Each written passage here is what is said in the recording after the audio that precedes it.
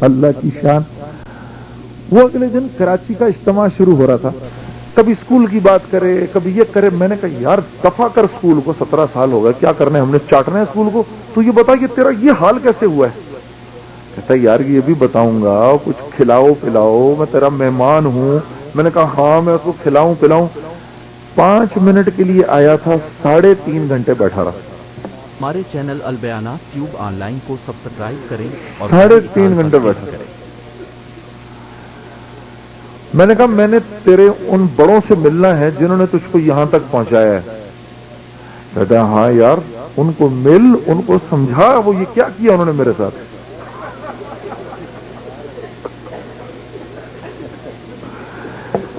یہ مجھے واقعات آج تک ایسے ہی یاد ہیں جیسے میں آپ کے سامنے ابھی عرض کر رہا ہوں. ہاں تو میں نے کہا میں کب ملوں. کہا کل ملنے. کہتا کل ٹھیک ہے میں تجھے لینے آ رہا ہوں. میں نے کہا آپ مجھے لینے آؤ, میں نے ملنا ہے ان سے سب سے. اللہ کی شان. وہ اگلے دن کراچی کا اجتماع شروع ہو رہا تھا. یہ کرنگی میں کراچی کا آخری اجتماع تھا, کرنگی کے علاقے میں. پھر تو اجتماع ذرا بڑے ہو گئے, تو اب تو رنگی ٹاؤن میں ہوتے ہیں باہر نکل کے تھوڑا شہر سے. تو یہ آخری اجتماع تھا وہاں پر. یہ صبح صبح مجھے لینے آ گیا. تو میں نے وہی اپنی جینز پہنی ہوئی, وہی اپنی ٹی شرٹ پہنی ہوئی, لمبے لمبے میرے بال ہوا کرتے تھے.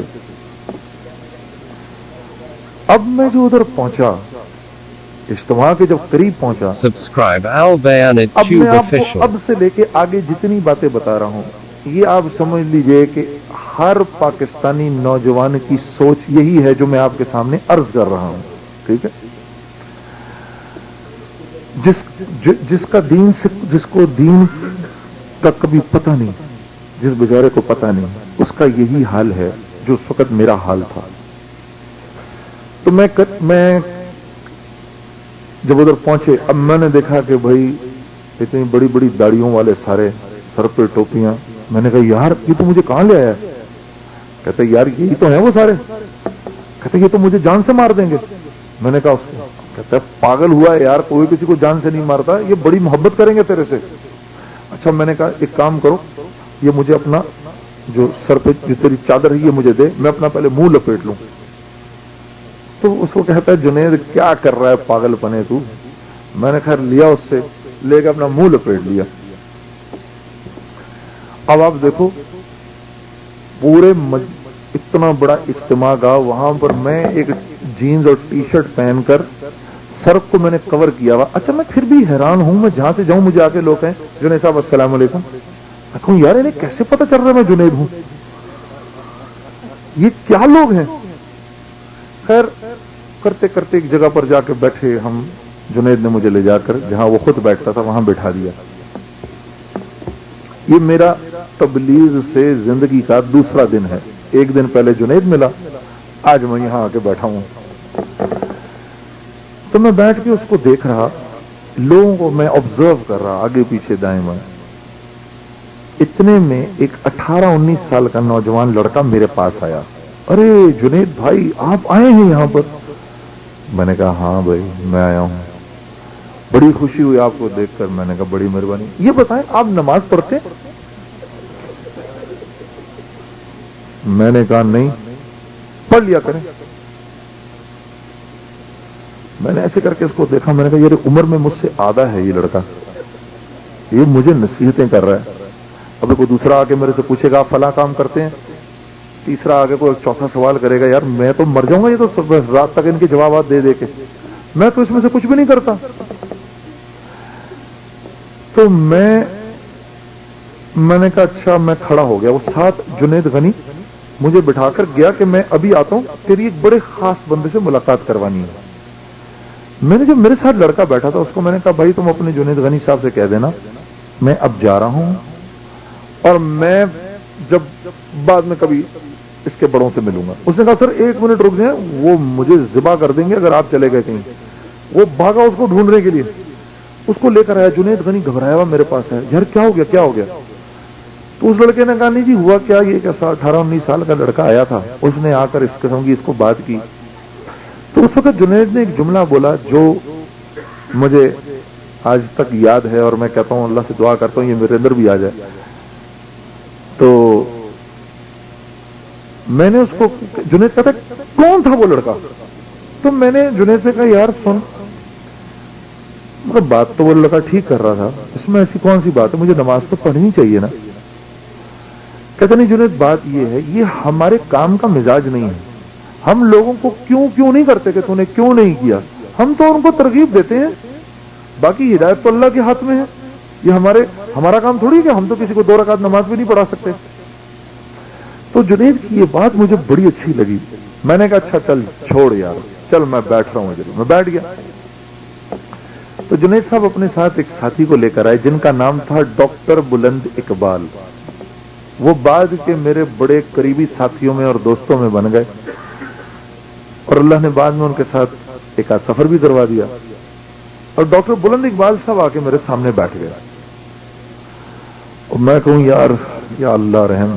اب بات ہو رہی، جو کہتے ہیں نا انگریزی میں پلیزنٹریز ایکسچینج ہو رہی ہیں. آپ کیسے؟ میں ٹھیک. آپ کیسے؟ میں بھی ٹھیک. اتنے میں کرتے کرتے ڈاکٹر صاحب ایک دم میرے سے پوچھتے ہیں بھائی آپ کرتے کیا ہیں؟ اب میں خاموش ہو گیا. میں نے جنید غنی کو دیکھا، میں کیا بولوں ان کو، میں کیا کرتا ہوں کہ یہ ابھی بولیں گے نعوذ باللہ استغفر اللہ اور پتہ نہیں کر کے. چپ کر کے ڈاکٹر صاحب کی شکل دیکھنے لگا تو ڈاکٹر صاحب بھی تھوڑے پریشان ہو گئے. تو جنید غنی کہتا ہے ارے ڈاکٹر صاحب آپ کمال کرتے ہیں، آپ اس کو نہیں جانتے، یہ تو جنید جمشید ہے. کہنے لگے ہاں وہ تو نے مجھے بتایا تھا، لیکن بھائی میں کیا کروں، مجھے تو پتا نہیں کون صاحب ہے، کیا کسی سیاسی پارٹی سے تعلق ہے ان کا، کیا کسی، مجھے معاف کر دو بھائی مجھے نہیں معلوم. کہنے لگے ڈاکٹر صاحب ارے یہ وہ مشہور گانا نہیں ہے دل دل پاکستان، وہ اسی نے تو گایا ہے. اب میں نے دیکھا ڈاکٹر صاحب کا ایک رنگ آیا ایک رنگ گیا. ایک دم کہتے ہیں سبحان اللہ سبحان اللہ سبحان اللہ. ارے بھائی مسلمان کی تو شان ہی یہ ہے، جس کام کو کرتا ہے اس میں آگے ہی بڑھ جاتا ہے. میں نے دل میں کہا یہ آدمی ٹھیک ہے.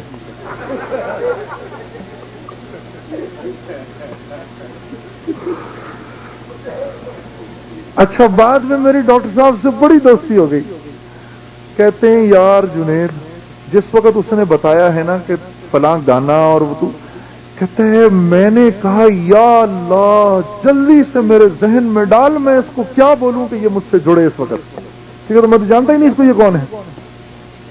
پھر مجھے کہنے لگے آپ کو پتہ ہے آپ اپنی آواز کے ذریعے لوگوں کی، آپ میں اور ہم میں ایک چیز مشترک ہے. میں نے کہا ڈاکٹر صاحب وہ کیا؟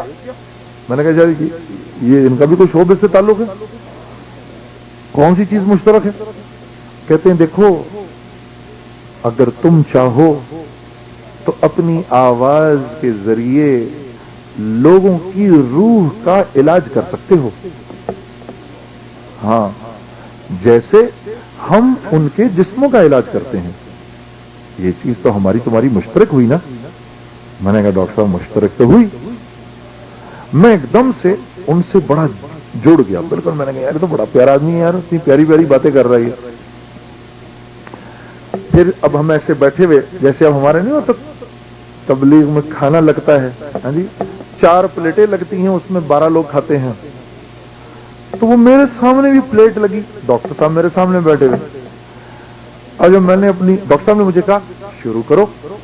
میں نے کہا اچھا. میں نے روٹی توڑ کے میں پلیٹ میں ڈالنے لگا، ادھر سے ڈاکٹر صاحب نے بھی اپنا ہاتھ ڈال دیا ادھر. میں نے کہا یار یہ ڈاکٹر ہو کے کتنا عجیب آدمی ہے، اس نے میری پلیٹ میں کیوں ہاتھ مارا؟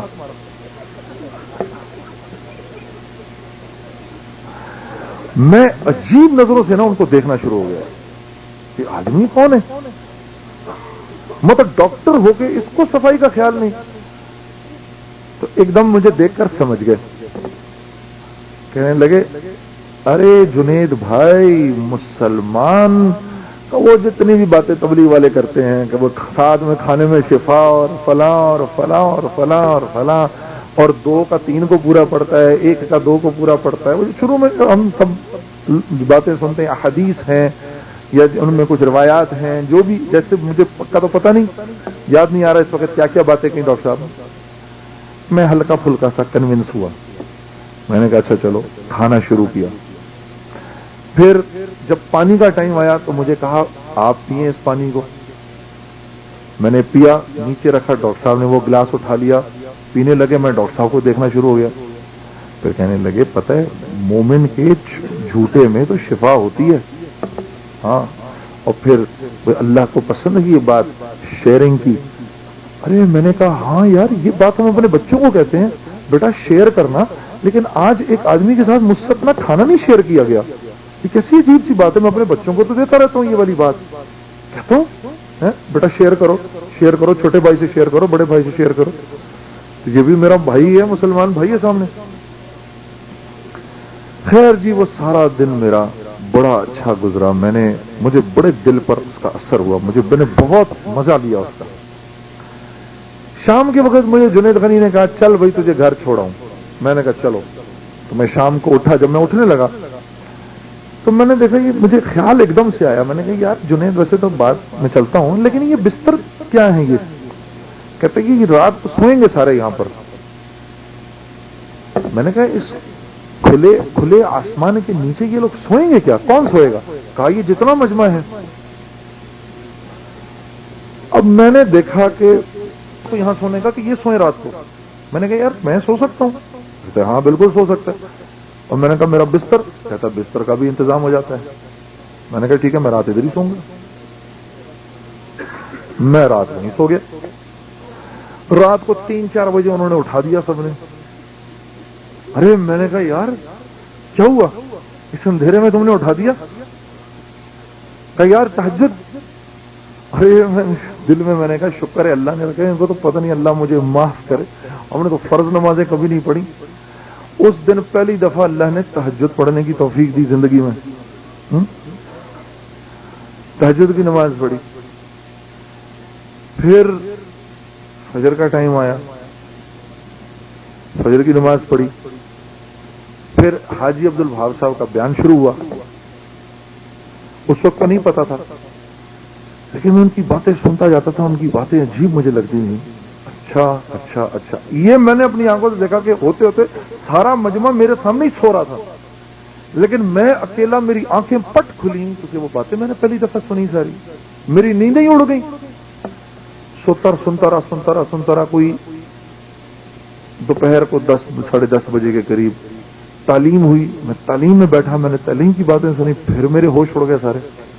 ये क्या क्या बातें हैं, मेरी जिंदगी तो इस जिंदगी से बहुत दूर है। मैं फिर और परेशान हो गया। जुनैद गनी ने कहा थोड़ा आराम कर ले। मैंने कहा यार आराम तो उड़वा दिया तूने सारा, इधर बुलवा कर, ये बातें सुनवा कर, तो मुझे तो नींद ही नहीं आ रही अब। कहता है नहीं थोड़ा आराम कर ले।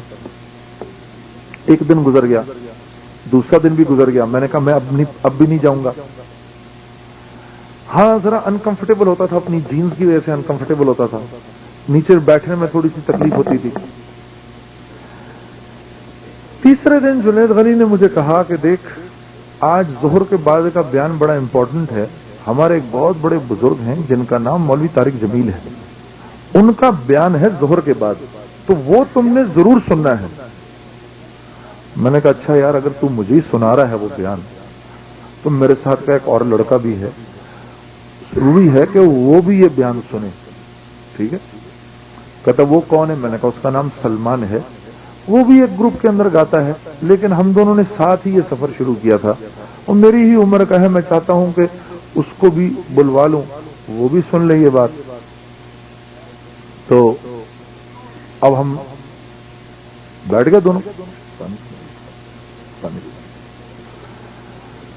हम और मैं और जुनैद गनी लेने चले गए सलमान को।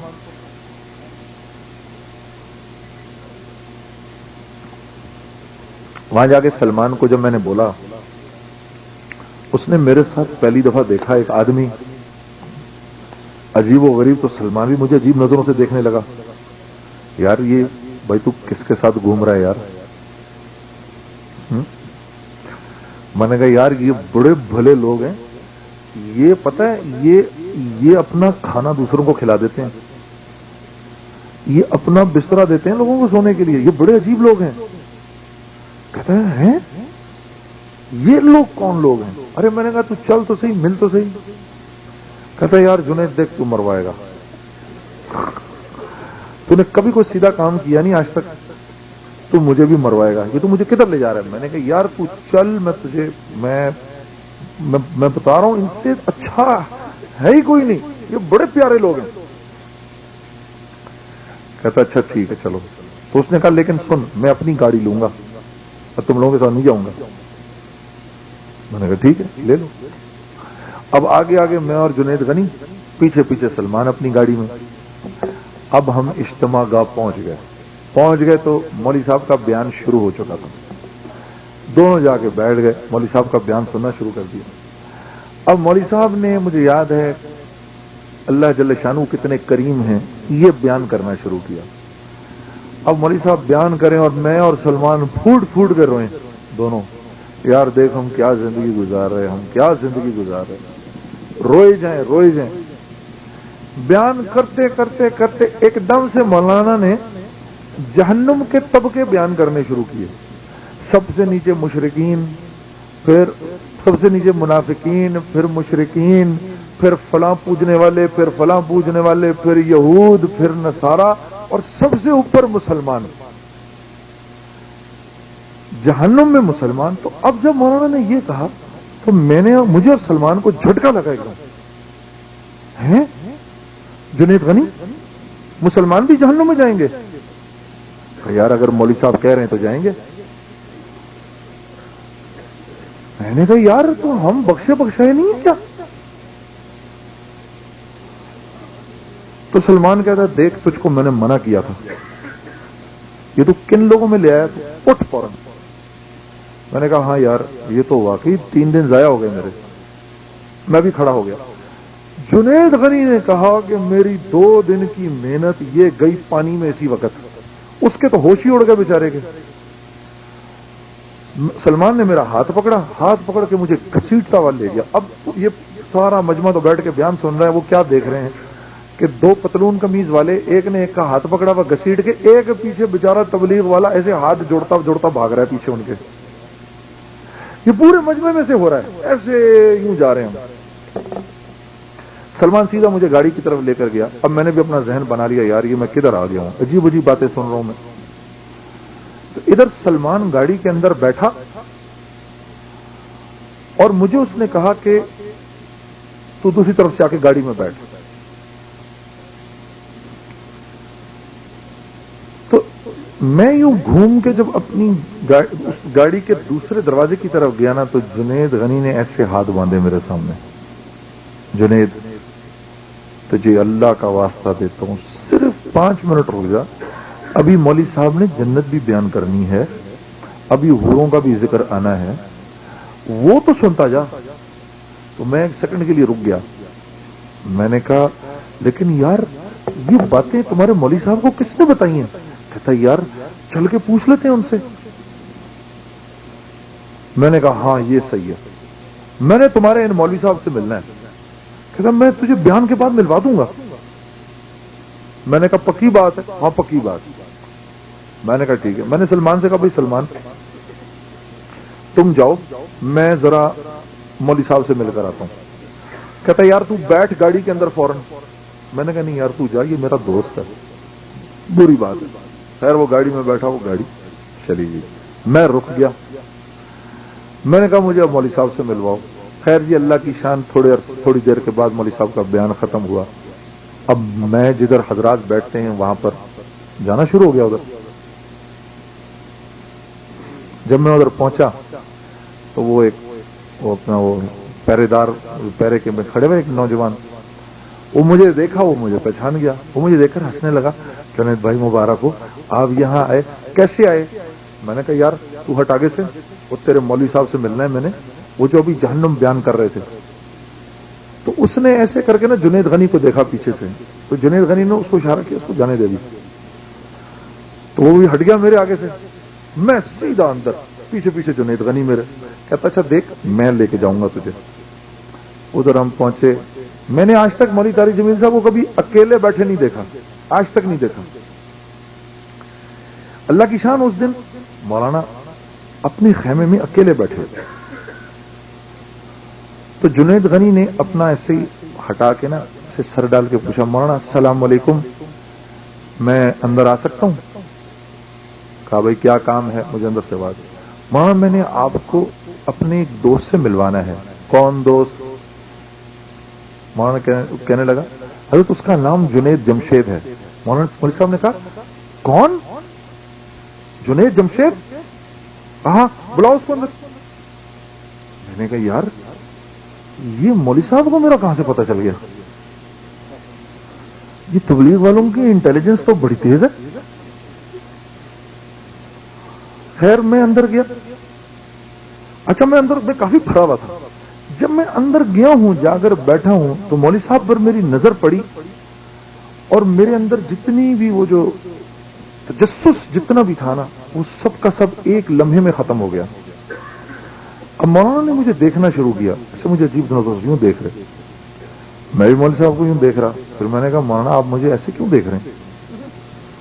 کہتے ہیں یار عجیب بات یہ ہے تیرے اتنے بڑے بڑے بورڈ لگے ہوئے میرے شہر فیصل آباد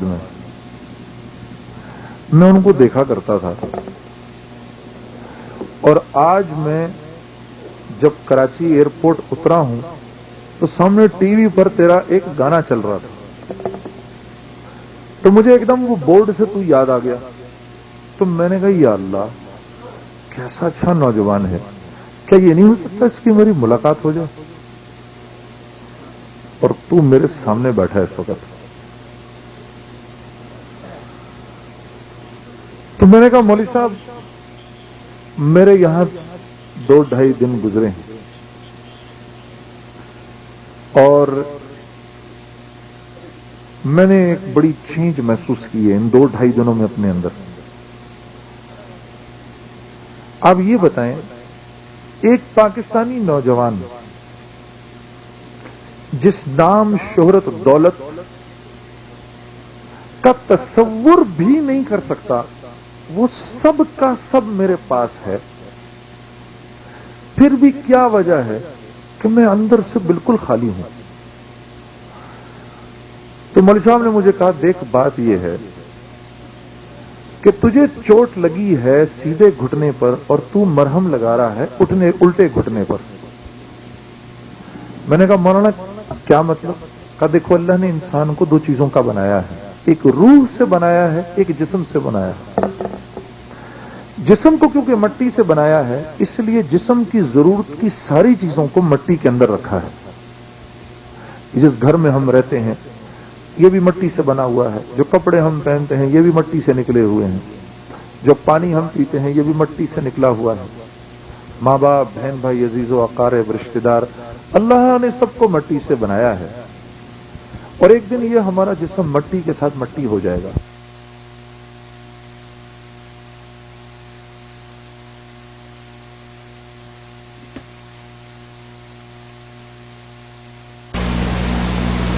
تو چوتھے دن تو چیخے گا کہ یہ محل مجھ سے لے لو، مجھے 2 روٹی دے دو کھانے کو۔ بالکل اسی طریقے سے تو جب اپنے جسم کو کپڑوں سے اور گھروں سے اور محلوں سے سجاتا ہے اور اس کو ان چیزوں سے تو زینت دیتا ہے تو تیری روح کیونکہ بھوکی ہے یہ بے چین ہو کے چیختی ہے۔ اس کی ضرورت کی چیزیں آسمانوں سے ہیں، جو نماز ہے، جو اللہ کے دوسرے احکامات ہیں، جو قرآن ہے، اور دل کے سکون چین اطمینان کا تعلق روح سے ہے جسم سے نہیں ہے۔ تو میں سر جھکا لیا، میں نے کہا تو پھر میں کیا کروں؟ کہ یہ جو تمہارا دوست ہے نا اس سے جڑے رہنا، اپنے اس دوست سے جڑے رہنا۔